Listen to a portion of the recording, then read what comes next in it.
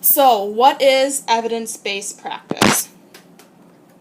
Well, evidence-based practice is when you're really using a combination of your experience, but also research, and trying to determine what's best for the patient, but then also kind of taking into account what the patient will tolerate and be able to do.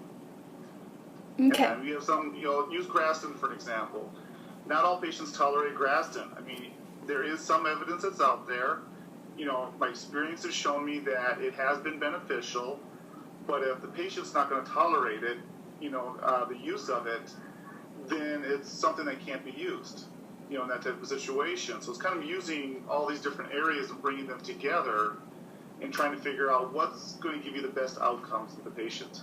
Okay. So, how do you utilize evidence-based practice in the athletic training room? Well, some of it's the resources that I have.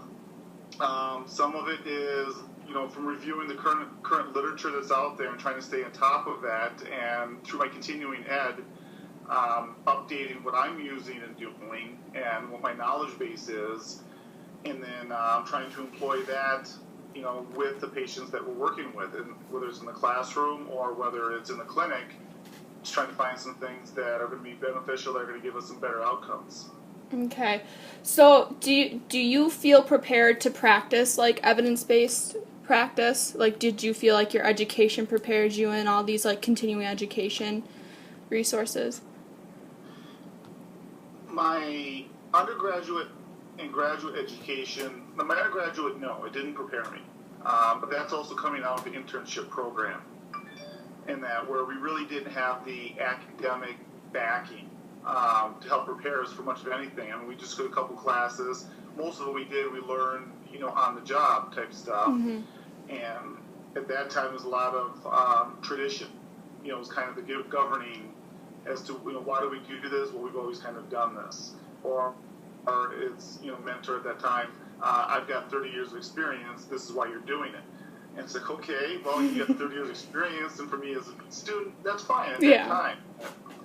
So that did prepare me. Grad school started me on that path, and then I haven't gone to an advanced master's program or a what they call now a post-professional program. Really kind of got me started in that direction and trying to prepare.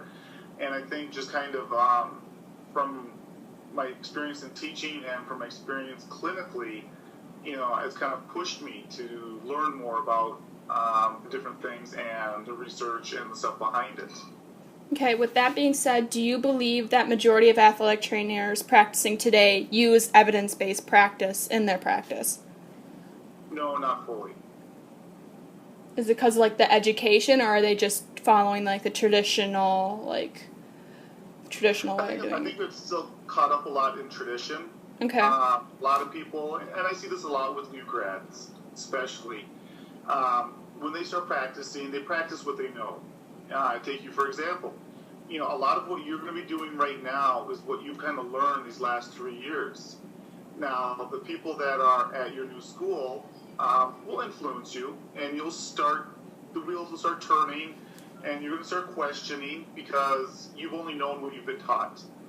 We try to say, okay, you have to look at the evidence and that, but you still go with what you know.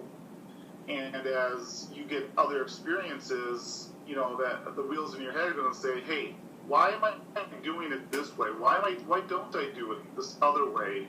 Or why don't I try something like this and that? So as the new grad, I don't see them doing it as much. Okay. And then, being, the program director and everything, this is just a question that popped up. Since there's new competencies that we have to meet under KD certified that deal with evidence-based practice, right? Or no? Yeah. Yes, there are. Do you think that will help, the next generation of athletic training of having those classes, or will it kind of just be the same? Hopefully it'll help them understand it a little bit more. I think as a recent grad or as a college student, you just kind of go with the flow of what you're told and what you're kind of learning at that time. And when you come out, I mean, so much in your life is changing. Your whole life has just gone upside down at this point. That I have a feeling that they'll still rely on tradition.